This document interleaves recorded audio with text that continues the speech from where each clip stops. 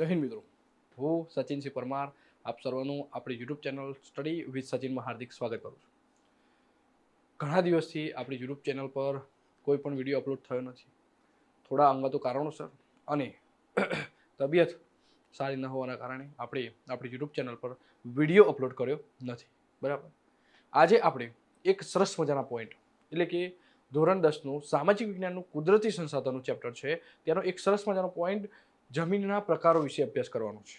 બરાબર, અગાઉ તમને ખ્યાલ જ છે કે આપણે આવી એક રીલ્સ બનાવી હતી જેમાં જમીનના પ્રકારો જે 8 છે એ તમામ તમને મોઢે આવડી જાય. બરાબર, અને આશા રાખું છું કે હવે તમે પ્રથમ પરીક્ષા આપી દીધી હશે અને પ્રથમ પરીક્ષાનું રિઝલ્ટ તમારે સારું એવું આવ્યું હશે.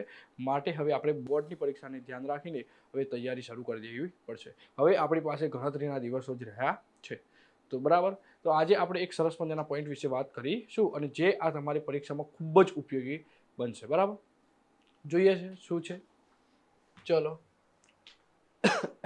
હાલમાં ભારતીય કૃષિ સંશોધન પરિષદ ICAR દ્વારા ભારતની જમીનને 8 પ્રકારમાં વહેંચવામાં આવી છે, જે પૈકી પર્વતીય જમીન અને જંગલ પ્રકારની જમીન પર્વતીય ક્ષેત્રોમાં જુદી જુદી ઊંચાઈએ જોવા મળે છે.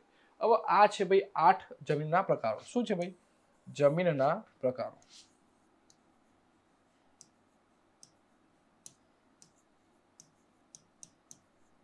તો આ જમીનના પ્રકારો વિશે આપણે અભ્યાસ કરવાનો છે. બરાબર, કાંપની જમીન, રાતી અથવા લાલ જમીન, કાળી જમીન, લેટેરાઇટ જમીન, રણ પ્રકારની જમીન, પર્વતીય જમીન, જંગલ પ્રકારની જમીન, દલદલ કે પીટ પ્રકારની જમીન. બરાબર, તો આની એક શોર્ટ ટ્રીક આપણે શું ભાઈ? શોર્ટ ટ્રીક આપણી ઇન્સ્ટાગ્રામનું પેજ, યુટ્યુબમાં આપણે આવું શોર્ટ્સ એક અપલોડ કર્યું છે, જેથી કરીને તમને આ 8 જમીનની પ્રકારો છે, જમીનના જે પ્રકારો છે એ યાદ રહી જાય. તો હજી એક વખત આપણે ફરીથી રિપીટ કરી લઈએ કે શું હતું તે. બરાબર, તો એ શોર્ટ ટ્રીક એવી હતી કે કાલે રાજની કાર દલદલમાં પડી. ચલો, કા એટલે શું ભાઈ? તો કા એટલે કે કાળી જમીન.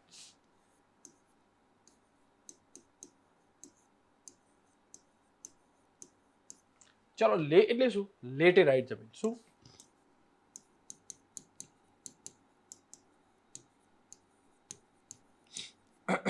રા એટલે શું ભાઈ? રાતી જમીન. ચલો, જ એટલે શું? તો જંગલ કે જંગલ પ્રકારની જમીન. ચલો, કા એટલે આ નહીં તો ખાલી સેન્ટેન્સ સારું લાગે એટલા માટે છે. ચલો, કા એટલે પછી કઈ જમીન ભાઈ? કાળી જમીન તો આવી ગઈ. બરાબર, કાંપની જમીન. કઈ જમીન? કાંપની જમીન.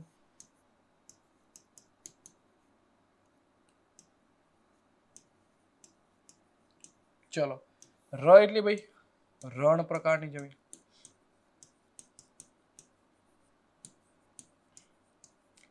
દલદલ એટલે દલદલ કે પીટ પ્રકારની જમીન પડી. બરાબર, એટલે શું? પર્વતીય જમીન. તો આ શોર્ટ ટ્રીક છે તમને 8 જમીનના પ્રકારો યાદ રાખવાની. બરાબર, હવે આપણે આ બધી જ જે 8 જમીનના પ્રકારો છે એના વિશે આપણે ઊંડાણપૂર્વક અભ્યાસ કરવાનો છે. ચલો, કાંપની જમીન. તો આ પ્રકારની જમીન ભારતના કુલ ક્ષેત્રના લગભગ 43% ક્ષેત્રફળમાં ફેલાયું છે. કેટલા ક્ષેત્રફળમાં ફેલાયું છે ભાઈ? 43% ક્ષેત્રફળમાં ફેલાયેલું છે. પૂર્વમાં બ્રહ્મપુત્ર ખીણથી શરૂ કરી પશ્ચિમમાં સતલુજ નદી સુધીનું ઉત્તર ભારતનું મેદાન, દક્ષિણ ભારતમાં નર્મદા, તાપી, મહાનદી, ગોદાવરી, કૃષ્ણા, કાવેરી. બરાબર, ખીણ પ્રદેશોમાં અને તે પૈકી મહાનદી, ગોદાવરી, કૃષ્ણા અને કાવેરીના મુખ ત્રિકોણ પ્રદેશમાં આ પ્રકારની જમીન આવેલી છે. તો આ જમીન કઈ કઈ જગ્યાએ આવેલી છે? તો જે આ કાવેરી છે, નર્મદા છે, તાપી છે, ગોદાવરી છે. બરાબર, પછી મહાનદી, ગોદાવરી, કૃષ્ણ અને કાવેરીના મુખ ત્રિકોણ પ્રદેશમાં આવેલી છે, બરાબર. પછી બીજું શું છે તો કાંપની જમીનનું નિર્માણ નદીઓ દ્વારા નિક્ષેપિત એસિડ અને ચૂનાનું પ્રમાણ વધારે જોવા મળે છે, જ્યારે નાઇટ્રોજન અને હ્યુમસની માત્રા ઓછા પ્રમાણમાં જોવા મળે છે, બરાબર. તો હા તે ભાઈ કાંપની જમીનની માહિતી. હવે જોઈએ, જો આ જમીનમાં કઠોર વર્ગના પાક લેવામાં આવે તો તેમાં નાઇટ્રોજનની સ્થિરતાનું પ્રમાણ વધારી શકાય છે. શું ભાઈ? કઠોળ વાવવામાં આવે તો નાઇટ્રોજનની સ્થિરતાનું પ્રમાણ શું ભાઈ વધારી શકાય છે. અને આ પ્રકારની જમીનમાં ઘઉં, ચોખા, શેરડી, શણ, કપાસ, મકાઈ, તેલીબિયા વગેરેના પાકો લઈ શકાય છે. તો આ હતી કાંપની જમીન વિશેની માહિતી. તમને એક્ઝામમાં પૂછે કે કાંપની જમીન વિશે જણાવો તો તમારે આટલું લખવું પડે, બરાબર. હવે જોઈએ છે રાતી અથવા લાલ જમીન. તો રાતી અથવા લાલ જમીન ભારતના કુલ ક્ષેત્રફળના લગભગ 19% ક્ષેત્રફળમાં ફેલાય છે. કેટલી ભાઈ? 19% ક્ષેત્રફળમાં ફેલાયેલી છે. દક્ષિણના દ્વીપકલ્પમાં તમિલનાડુથી માંડીને ઉત્તરમાં બુંદેલખંડ સુધી અને પૂર્વમાં રાજમહાલની ટેકરીઓની પશ્ચિમમાં કચ્છ સુધી તે વિસ્તરેલી છે. રાજસ્થાનના કેટલાક વિસ્તારોમાં આ પ્રકારની જમીન જોવા મળે છે. આ જમીનમાં ફેરિક ઓક્સાઇડ, આ જમીનમાં શું ભાઈ? ફેરિક ઓક્સાઇડની હાજરીને કારણે તેનો રંગ લાલ બને છે તથા તે નીચે જતા પીળા રંગમાં ફેરવાઈ જાય છે, બરાબર. આ જમીનમાં ચૂનો, કાંકરા, કાર્બોનેટ મળી આવતા નથી. આ જમીનમાં ચૂનો, કાંકરા અને કાર્બોનેટ મળી આવતા નથી. મોટે ભાગે આ જમીનમાં મેગ્નેશિયમ, ફોસ્ફેટ, નાઇટ્રોજન અને પોટાશની ઉણપ જોવા મળે છે. શેની ઉણપ જોવા મળે છે ભાઈ? મેગ્નેશિયમ, ફોસ્ફેટ, નાઇટ્રોજન અને પોટાશની ઉણપ જોવા મળે છે. આ પ્રકારની જમીનમાં બાજરી, કપાસ, ઘઉં, અળસી, જુવાર, મગફળી, બટાટા વગેરે પાક લેવામાં આવતા હોય છે. હવે કાળી જમીન. તો કાળી જમીન બીજી કઈ જમીન તરીકે ઓળખવામાં આવે છે ભાઈ? તો કાળી જમીનને રેગુડના નામે પણ ઓળખવામાં આવે છે, બરાબર. કાળી જમીન શેના માટે ખૂબ જ ઉપયોગી હોય છે? તો કાળી જમીન એ કપાસના ઉત્પાદન માટે ખૂબ જ ઉપયોગી જમીન છે. તો કાળી અથવા રેગુડ જમીન ભારતના કુલ ક્ષેત્રફળના લગભગ 15% ક્ષેત્રફળમાં ફેલાયેલી છે. કેટલા ભાઈ? 15%. આ જમીનનો ઉદ્ભવ દખ્ખણના લાવાના પથરાવથી થયો, બરાબર. સમગ્ર મહારાષ્ટ્ર, પશ્ચિમી મધ્યપ્રદેશ, આંધ્રપ્રદેશનો અને કર્ણાટકનો કેટલોક ભાગ વગેરે જગ્યાએ આ પ્રકારની જમીન જોવા મળે છે. ગુજરાતમાં સુરત, ભરૂચ, નર્મદા, વડોદરા, તાપી અને ડાંગ જિલ્લાની જમીન આ પ્રકારના નિર્માણમાં લાવાયક ખડકો અને આબોહવાની ભૂમિકા શું છે ભાઈ? મુખ્ય છે, બરાબર. લોહ, ચૂનો, કેલ્શિયમ, પોટાશ, એલ્યુમિનિયમ અને મેગ્નેશિયમ કાર્બોનેટનું પ્રમાણ વધુ જોવા મળે છે, બરાબર. કઈ? તો કાળી જમીનમાં, બરાબર ને. હવે તેની ફળદ્રુપતા સારી ગણાય છે. આ જમીનની ભેજ સંગ્રહ શક્તિ ઘણી વધારે છે. કેવી છે ભાઈ? કાળી જમીનની જે ભેજ સંગ્રહ શક્તિ છે એ વધારે છે. અને જ્યારે ભેજ સુકાય ત્યારે તેમાં ફાટા કે તિરાડો પડી જાય. શું? અને ભેજ સુકાઈ જાય એટલે તેમાં ફાટા અથવા તિરાડો પડી જાય, બરાબર. પછી આ પ્રકારની જમીનમાં કપાસ, અળસી, આ જમીનમાં વધુ કપાસ વાવવા માટે ખેડૂતો પ્રયાસ કરતા હોય છે. અળસી, સરસવ, મગફળી, તમાકુ અને અડદ જેવા કઠોળ વર્ગના પાકો લેવામાં આવે છે. કપાસના પાકને વિશેષ અનુકૂળ હોવાથી આ જમીન કપાસની જમીન તરીકે પણ ઓળખાય છે. લેટેરાઇટ કે પડખાવ જમીન. કઈ જમીન ભાઈ? લેટેરાઇટ કે પડખાવ જમીન. તો જમીનનું નામ લેટિન ભાષાના શબ્દ લેટર એટલે કે ઈટ પડ્યું, ઈટ પરથી પડ્યું, બરાબર. એટલે કે ઈટ ઉપરથી પડ્યું છે. તેનો લાલ રંગ લોહ ઓક્સાઇડને કારણે હોય છે. તેનો લાલ રંગ શેના કારણે હોય છે ભાઈ? તો લોહ ઓક્સાઇડને કારણે તેનો લાલ રંગ હોય છે. આ જમીન ભીની થાય ત્યારે માખણ જેવી મુલાયમ હોય. કેવી હોય ભાઈ? માખણ જેવી મુલાયમ હોય છે. અને જ્યારે સુકાય ત્યારે એ સખત બની જાય છે. કેવી બની જાય છે? સખત બની જાય છે.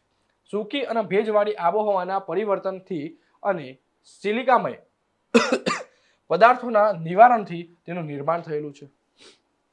ભારતીય દ્વીપકલ્પીય ઉચ્ચ પ્રદેશોના ઉચ્ચાણવાળા ભાગોમાં વિકસિત થયેલી જોવા મળે છે. આ પ્રકારની જમીનોમાં મુખ્યત્વે લોહ તત્વ, પોટાશ અને એલ્યુમિનિયમનું પ્રમાણ વધારે જોવા મળે છે. આ જમીન ઓછી ફળદ્રુપ હોય છે, પણ તેમાં ખાતરો નાખીને કપાસ, ડાંગર, રાગી, શેરડી, ચા, કોફી, કાજુ વગેરેના પાક લેવાય છે. આ જમીનને પડખાવ તરીકે પણ ઓળખવામાં આવે છે. આ જમીનને કઈ જમીન ભાઈ? પડખાવ જમીન તરીકે પણ ઓળખવામાં આવે છે. આ જમીનમાં શું હોય છે ભાઈ? ફળદ્રુપતા ઓછી હોય છે, પણ એમાં જે ખાતર ને બધું નાખીને પછી શું કપાસ ને એવા પાકો લેવામાં આવતા હોય છે. હવે રણ પ્રકારની જમીન, બરાબર, ડેઝર્ટ સોઇલ. તો આ જમીન સૂકી અને અર્ધ સૂકી, કેવી ભાઈ? સૂકી અને અર્ધ સૂકી આબોહવા વાળી પરિસ્થિતિમાં જોવા મળે છે. આ જમીન રેતાળ અને ઓછી ફળદ્રુપ હોય છે. કેવી ભાઈ? રેતાળ અને ઓછી ફળદ્રુપ હોય છે. તેમાં દ્રાવ્ય ક્ષારોનું પ્રમાણ કેવું હોય ભાઈ? વધારે હોય છે. આ પ્રકારની જમીન રાજસ્થાન, હરિયાણા અને દક્ષિણ પંજાબના કેટલાક વિસ્તારોમાં જોવા મળે છે. ગુજરાતમાં આ પ્રકારની જમીન કચ્છ, ઉત્તર ગુજરાત અને સૌરાષ્ટ્રના કેટલાક વિસ્તારોમાં આવેલી છે. સિંચાઈની સુવિધાઓથી તેમાં બાજરી, જુવારનો પાક લઈ શકાય છે. સિંચાઈની સુવિધાથી શું લઈ શકાય છે ભાઈ? તેમાં બાજરી અને જુવાર જેવા પાકો લઈ શકાય છે. હવે પર્વતીય જમીન. તો આ જમીન હિમાલયની ખીણો અને ઢોળાવોના ક્ષેત્રોમાં 2700 મીટરથી 3000 મીટર સુધીની ઊંચાઈ પર જોવા મળે છે. તેનું સ્તર પાતળું અને અપરિપક્વ હોય છે. અસમ, દાર્જિલિંગ, ઉત્તરાખંડ, હિમાચલ પ્રદેશ અને કાશ્મીરમાં આવેલી છે. હિમાલયના સામાન્ય ઊંચાઈના ભાગોમાં દેવદાર, ચીડ અને પાઇનના વૃક્ષના વિસ્તારોમાં આ પ્રકારની જમીન જોવા મળે છે. આ થઈ ભાઈ પર્વતીય જમીનની વાત, બરાબર. હવે જંગલ પ્રકારની જમીન. તો આ પ્રકારની જમીન હિમાલયના શંકુદ્રુમ જંગલોમાં 3000 મીટરથી 3100 મીટર ઊંચાઈ વચ્ચે તથા સહ્યાદ્રી પૂર્વઘાટ અને મધ્ય હિમાલયના તરાઈ ક્ષેત્રોમાં આવેલી છે. વૃક્ષોના ખરેલા પાંદડાથી ભૂસપાટી ઢંકાયેલી હોય અને પાંદડા સડવાથી સેન્દ્રિય દ્રવ્યોનું પ્રમાણ વધવાથી જમીનનો ઉપરનો ભાગ કાળો બનેલો હોય, જે જમીન તળમાં નીચે તરફ જતા ભૂરી કે લાલ રંગમાં ફેરવાય છે. આ જમીનમાં ચા, કોફી, તેજાના ઉપરાંત ઘઉં, મકાઈ, જવ, ડાંગર વગેરે પાકો લેવાય છે. આ જમીન અત્યંત મર્યાદિત ક્ષેત્રો ધરાવે છે. આ જમીન છે ભાઈ એ અત્યંત મર્યાદિત ક્ષેત્રોમાં જોવા મળે છે, બરાબર. શું વવાય છે ત્યાં? ચા વવાય, બરાબર, પછી કોફી વવાય, તેજાના, ઘઉં વગેરે વવાય છે, બરાબર. અહીંયા શું ભાઈ? જંગલોમાં 3000 થી 3100 મીટર ઊંચાઈ વચ્ચે અને સહ્યાદ્રી પૂર્વઘાટ અને મધ્ય હિમાલયના તરાઈના ક્ષેત્રોમાં આ જગ્યાઓ આવેલી હોય છે, બરાબર. તો આ હતી જંગલ પ્રકારની જમીનની વાત. હવે છેલ્લી છે દલદલ કે પીટ પ્રકારની જમીન, 8મા નંબરની. આ પ્રકારની જમીન ભેજવાળા વિસ્તારમાં જૈવિક પદાર્થોના સંચયથી વિકસે છે, બરાબર. કેવા જૈવિક પદાર્થોના સંચયથી વિકસે? વર્ષા ઋતુ દરમિયાન આ જમીન પાણીમાં ડૂબેલી હોય છે અને એ પાણી ઓસરતા તેમાં ડાંગરની ખેતી કરવામાં આવે છે ભાઈ. શું? ડાંગરની ખેતી કરવામાં આવતી હોય છે. આ જમીનમાં જૈવિક પદાર્થો અને ક્ષારોની બહુલતા તથા ફોસ્ફેટ અને પોટાશની